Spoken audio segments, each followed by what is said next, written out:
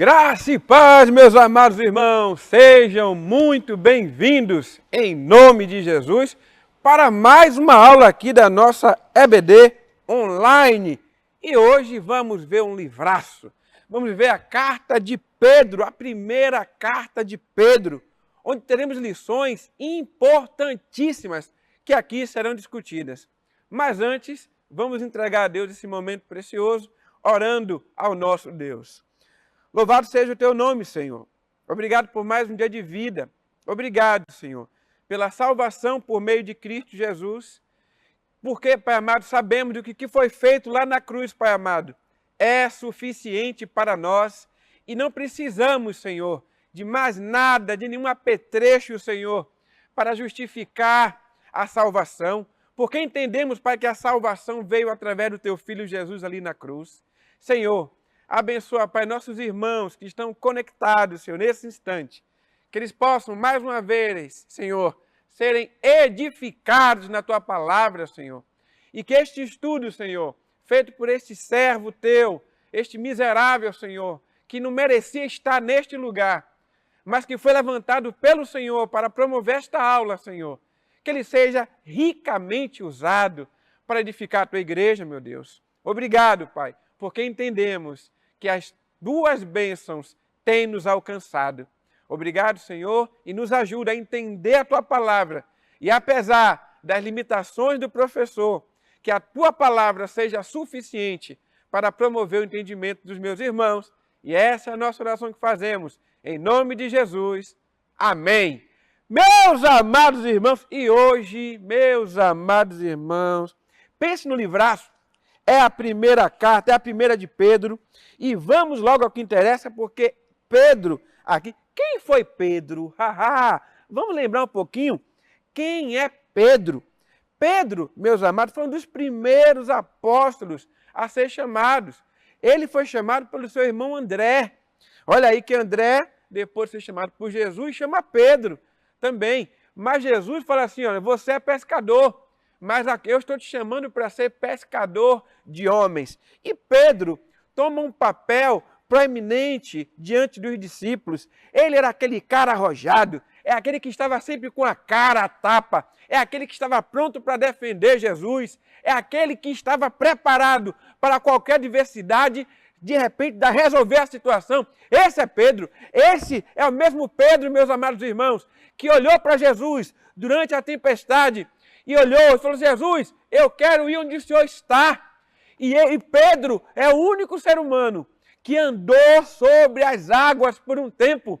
Porém, Pedro olhou para as tempestades, olhou para o vento, olhou para o mar revolto e começou a afundar. Esse é o mesmo Pedro que também arrancou a orelha de Malco, o soldado, um dos soldados que foram prender Jesus. Esse é o mesmo Pedro que falou, Jesus, eu vou com o Senhor até o fim e dou a minha própria vida. E ele foi o mesmo Pedro que negou Jesus 3 vezes. Esse é o Pedro. E aqui, meus amados irmãos, percebemos um Pedro mais velho, percebemos um Pedro mais experiente, percebemos um Pedro, meus amados irmãos, que já experimentado pela palavra de Deus e por tudo que ele já tinha passado em sua vida. Esse é o mesmo Pedro, meus amados irmãos, que vai fazer uma das cartas e dos ensinamentos cristológicos mais profundas da Bíblia.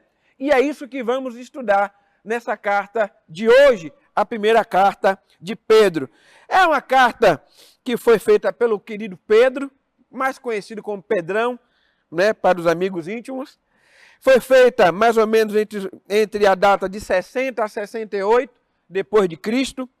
O local, Pedro estava em Roma. Pedro estava preso lá em Roma, possivelmente preso em Roma. Preso em Roma. E essa carta foi colocada, foi feita, foi pensada para os judeus que viviam naquela região ali da Ásia Menor, do Ponto, Galácia, Capadócia, Ásia e Bitínia.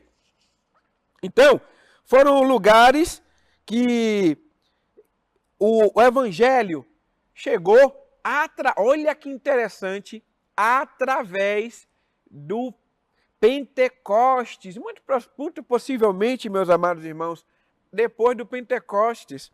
Então, é nesse momento, é para esta igreja, essas igrejas, que Pedro vai escrever.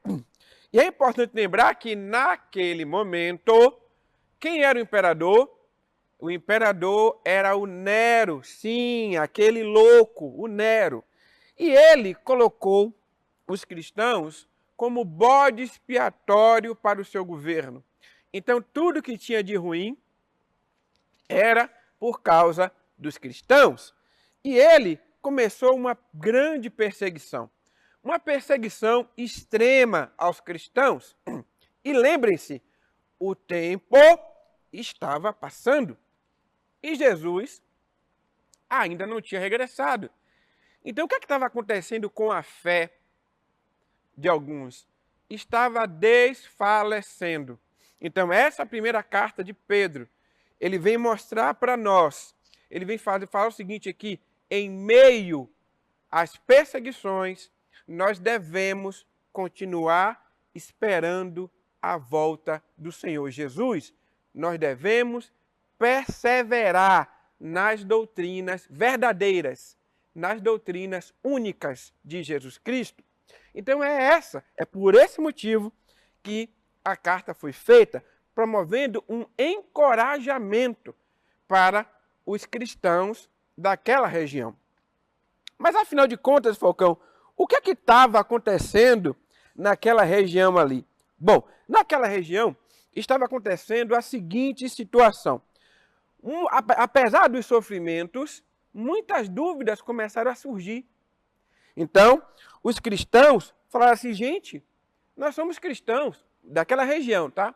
Nós somos cristãos, por que estamos sofrendo tanto? E Pedro, através dessa belíssima carta, vem lembrá-los que o sofrimento faz parte da vida do cristão.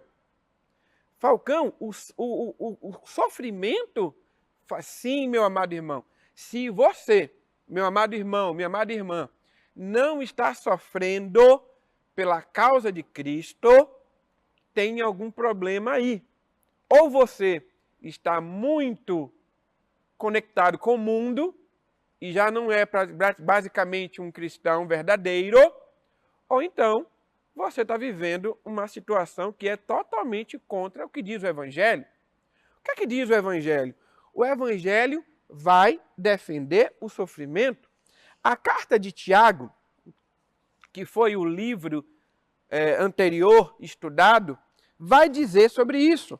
Abram suas Bíblias ou acessem as suas Bíblias no livro de Tiago, na Epístola de Tiago, no capítulo 1, dos versos 2, 3 e 4. Eu vou ler rapidamente para vocês. A minha versão aqui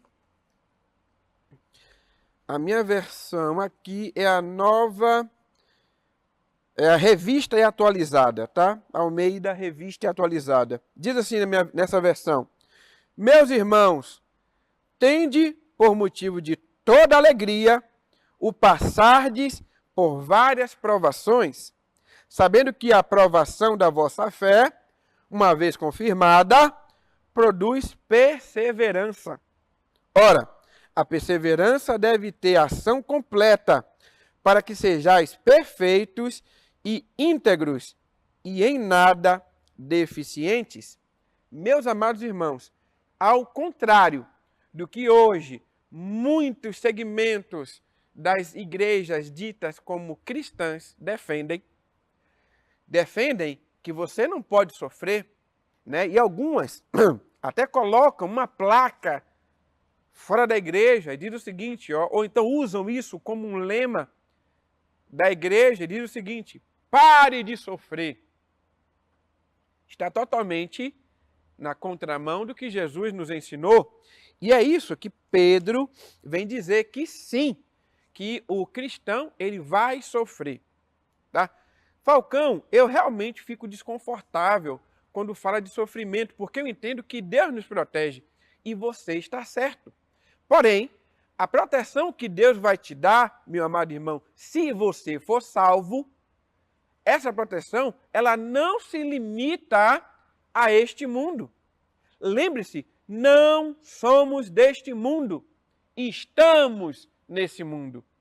É importante lembrar isso porque, às vezes, os cristãos são tão terrenos, que eles acabam esquecendo de que existe uma vida depois daqui. E é para esta vida eterna, esta vida com Cristo, no seio de Jesus, que Jesus nos preparou. Lembre-se, se você acha que a vida termina aqui, você é um dos mais miseráveis que existe, porque você resume a tudo o que Deus planejou a esse plano terreno. Meus amados irmãos, o sofrimento, ele faz parte da vontade de Deus. Talvez você fique agora confuso. Falcão, então quer dizer que Deus que me colocou nessa doença que eu estou, Deus que me colocou nessa situação do trabalho que eu estou, Deus que me colocou nessa situação na minha família que eu estou. E eu simplesmente digo que sim. Lembre-se, todo sofrimento, ele tem a permissão de Deus. Não podemos esquecer, meus amados irmãos, que a postura do cristão, diante das provações, diante das tribulações, diante dos problemas, não pode mudar porque não estão a nosso favor. Pare para pensar. Seria muito simples. Eu sou cristão porque tudo para mim acontece bem. Tudo dá bem. Eu sou bem de vida, bem resolvido, uma família perfeita, conquistei tudo. É isso que é ser cristão?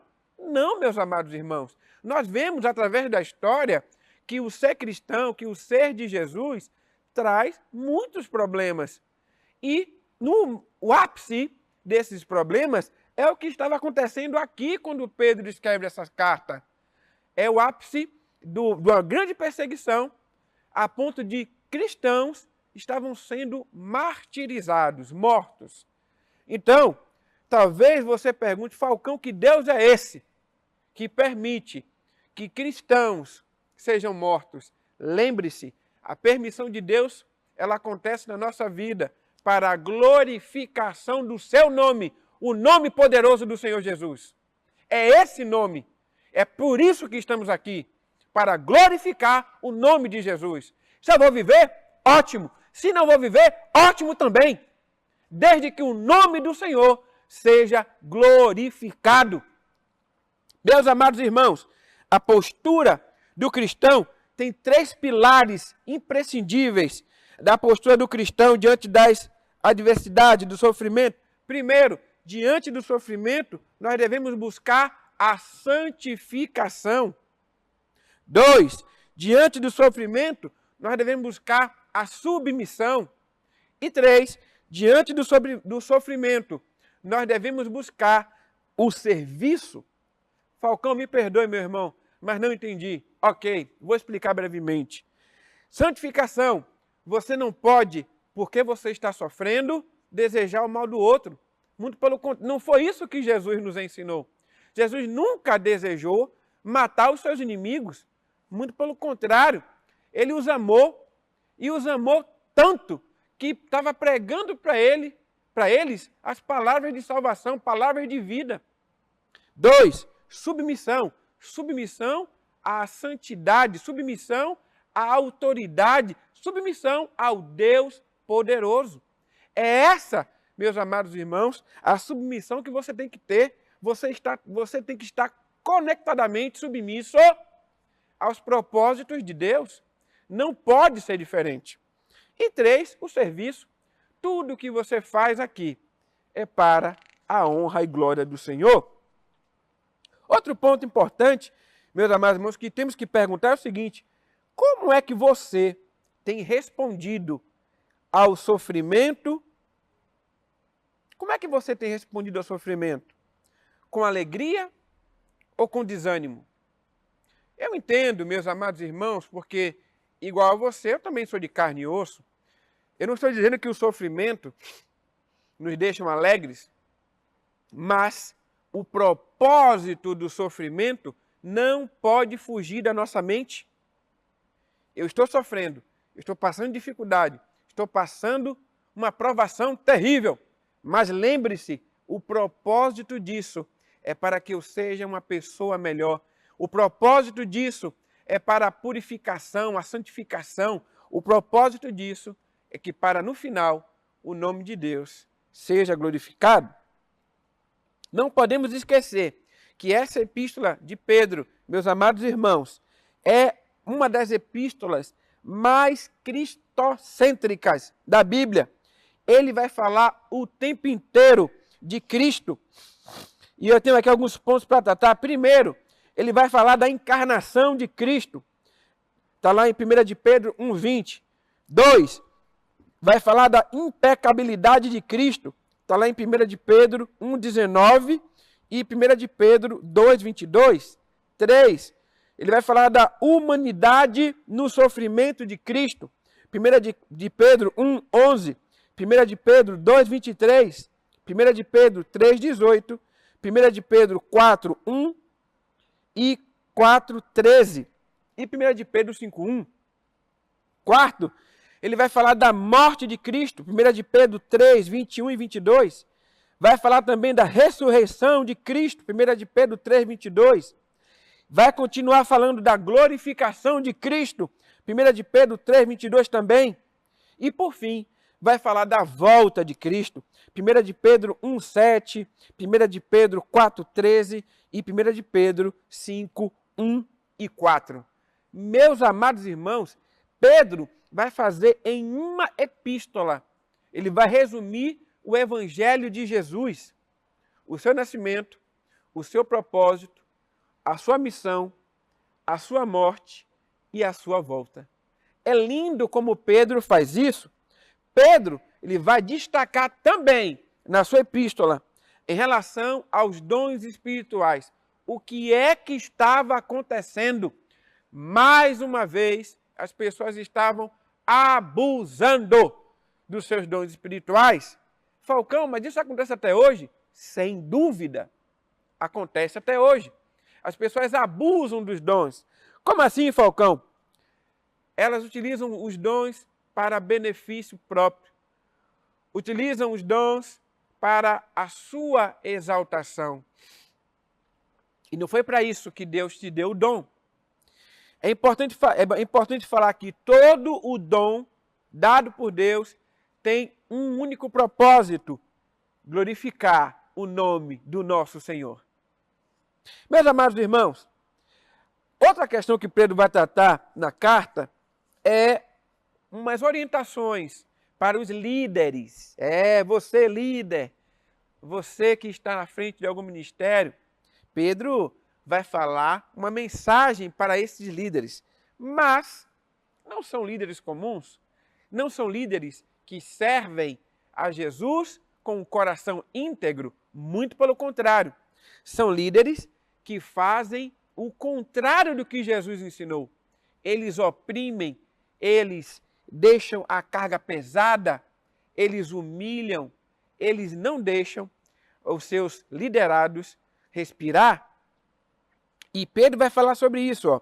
Vai falar o seguinte, lá em 1 de Pedro 5, dos versos 1 e 4, vai falar assim, ó, que o líder lidere não por constrangimento, mas de forma espontânea, não por sorte da ganância, mas de boa vontade, e não como dominadores, antes tornando-vos modelos do rebanho. Aquela liderança, meus amados irmãos, estava tão corrompida que os líderes decidiram usar, olha a loucura, usar o evangelho de acordo com os seus moldes, com a sua vontade, onde Cristo nunca disse isso. Então, por exemplo, tinha líderes que ele se envolvia com prostitutas. Ele era casado e se envolvia com prostitutas e ficava nas farras, bebendo vinho até ficar bêbado. E sabe a desculpa dele qual era? Nós temos a liberdade. Nós temos a liberdade em Cristo. Aleluia. Até aleluia ele falava. Então, assim, quer dizer, um cara desse, ele simplesmente transformou, torceu a palavra do Senhor para se adequar à sua vida, né, promíscua, à sua vida longe do Senhor. E ele fazia isso explorando os seus liderados, explorando as ovelhas do Senhor. E é muito triste, meus amados irmãos, quando percebemos uma liderança que utiliza o evangelho para o benefício próprio. É muito triste. E Pedro, ele vem falar isso para nós, que devemos estar atentos a esse tipo de liderança. Devemos exortá-los. Não devemos aceitar, nesse caso específico, lideranças que se dizem cristãs, mas que, na verdade, são lobos em pele de ovelhas. Eles utilizam o evangelho para o benefício próprio. Depois disso, Pedro também vai dar algumas orientações sobre a família. Olha aí, Pedro. Lembra que Paulo também deu algumas orientações sobre isso, né? Sobre a família e tal? Pois é. Então, Pedro também vai dar algumas orientações sobre a família. Ele vai resumir basicamente alguns pontos. Primeiro, ele vai dar um conselho para as mulheres de maridos pagãos. O que é que estava acontecendo? Naquela região, o evangelho estava sendo pregado e pessoas sendo, para a glória de Deus, alcançadas para Cristo. Só que a mulher que tinha sido convertida primeiro, tinha que conviver com o seu marido não crente. E lembre-se que eu falei, era aquela região da Capadócia, Galácia, eram cidades que tinham uma cultura greco-romana muito enraizada ainda. Então, na casa, por exemplo, na casa de uma pessoa que seguia esses preceitos, os ídolos, os deuses, deveriam ser seguidos por toda a casa. E lembre-se que naquele tempo a mulher, ela não tinha um papel importante na sociedade, muito pelo contrário, ela ficava abaixo do escravo. O escravo tinha mais importância do que a mulher. A mulher era utilizada, sim, como um objeto de reprodução. Então ela não tinha direito a voto, nem a fala. Imagina falar de Cristo. Então foi um grande desafio. E Pedro, ciente destes acontecimentos, escreve para essas mulheres. Fala o seguinte, ganhe os seus maridos em silêncio, pelo seu proceder, pela sua vida. É assim que, não é pela briga, não é pela oratória, não é pela discussão que vara à noite, mas é pelo seu proceder. Pedro depois vai dar também orientação para que as mulheres não fiquem buscando ter voz no lar. Falcão, que coisa machista. Calma que eu explico. Pedro estava querendo orientar as mulheres para que elas fossem sábias. Lembra que, diante de uma discussão, aquele que fica calado se passa por sábio? É isso. Então não adiantava ficar discutindo que os ídolos gregos e romanos eram falsos ídolos. Então, ele orienta as esposas nesse caminho, no caminho da sabedoria. Outra coisa que Pedro vai falar, mas vai falar também para os homens, né? Além de falar para as mulheres, Pedro vai falar também para os homens, para os maridos. Você que acredita que a Bíblia é machista, olha aqui, mais uma prova. Pedro agora está falando para os homens, falando que o homem deveria tratar bem sua mulher, tratá-la como igual, porque afinal de contas, Jesus também morreu por ela. Né? Então, Pedro vai tratar também desse assunto. É importante lembrar, meus amados irmãos, que Pedro, ele promove nessa epístola aqui um grande ensinamento para nós de uma vida de santidade, amor e crescimento espiritual. Não é possível, meus amados irmãos, que você que já tem algum tempo de crente, como cristão, não ter uma evolução, não ter uma maturidade cristã na sua vida, isso não condiz com aquilo com que Jesus nos chamou.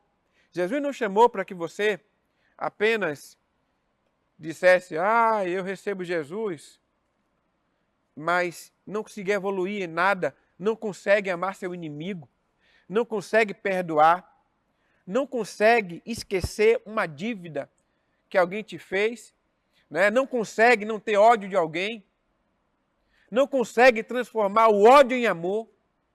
Isso tudo, meus amados irmãos, são marcas de uma verdadeira conversão. Se você faz tudo isso que eu falei ao contrário, você é um verdadeiro, são marcas de uma verdadeira conversão. Se você consegue transformar o ódio em amor, se você consegue perdoar, se você consegue amar o seu inimigo, aquele que te feriu, se você consegue não querer, não desejar a vingança, se você consegue, meu amado irmão, dar para o mais necessitado, mesmo que você não tenha muito, se você consegue se compadecer dos mais fracos e dos miseráveis, essas são marcas, meus amados irmãos, de uma vida piedosa, de uma vida buscando a santificação no Senhor.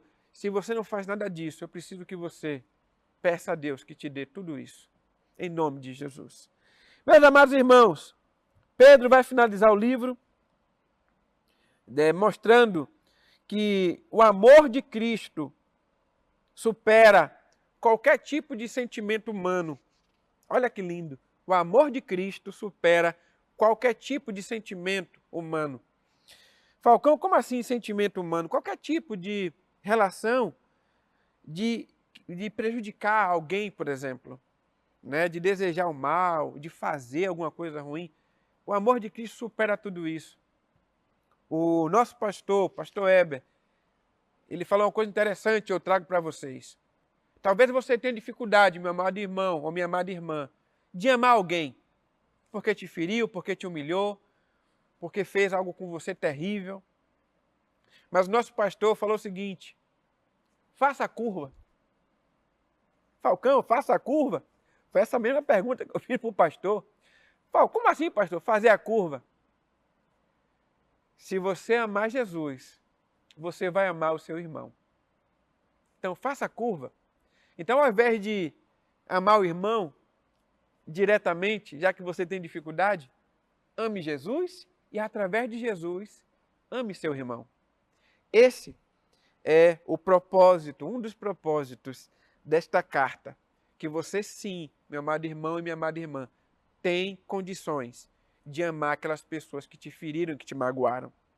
E esse é o contexto geral aqui, que apesar das pessoas que estão perseguindo os cristãos, eles deveriam amá-los, não desejar mal a eles. Muito pelo contrário, demonstrar, através da sua vida, que Jesus transformou a sua vida. Meus amados irmãos, é importante lembrar também, já finalizando, que o sofrimento te faz crescer, te faz amadurecer, te faz dependente do Senhor, aumenta a sua relação com Deus. Tudo isso é o que o sofrimento faz. O sofrimento faz você se lembrar mais de Deus. Quantas pessoas, meus amados irmãos, no momento de angústia, de perseguição, de dor, de sofrimento, se quebrantam diante do Deus e falam, Senhor, me ajuda porque eu não suporto mais. Senhor, só o Senhor agora. Eu tentei fazer do meu jeito, mas não deu certo e agora eu dependo do Senhor. Quantos corações, meus amados irmãos, foram verdadeiramente quebrantados diante de perseguições.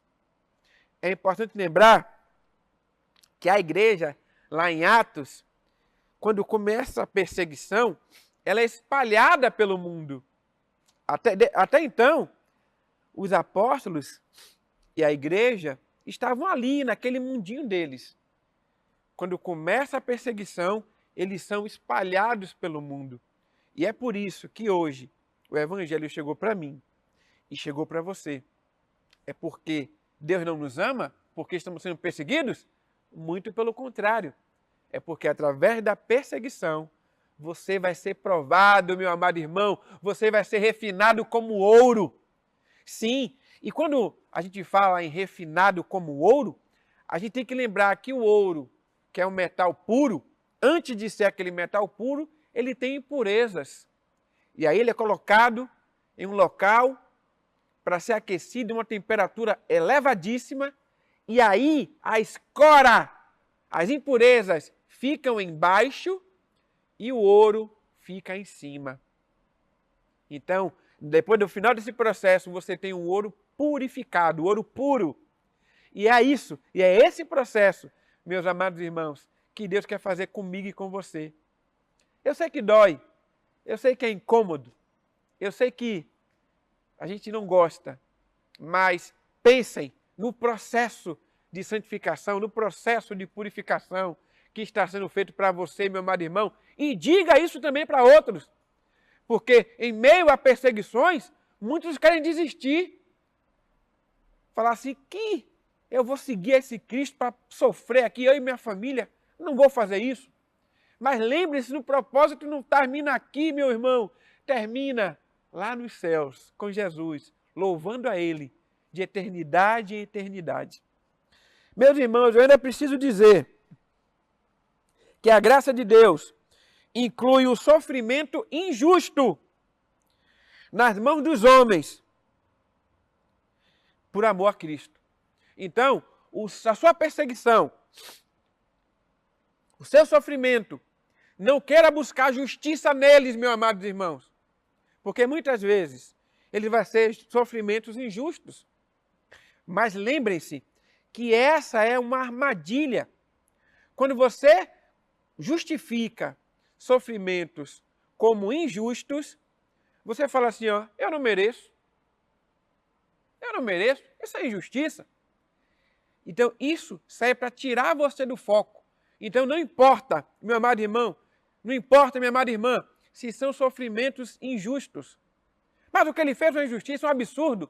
Se foi pela causa de Cristo, glorie-se, alegre-se, meu irmão.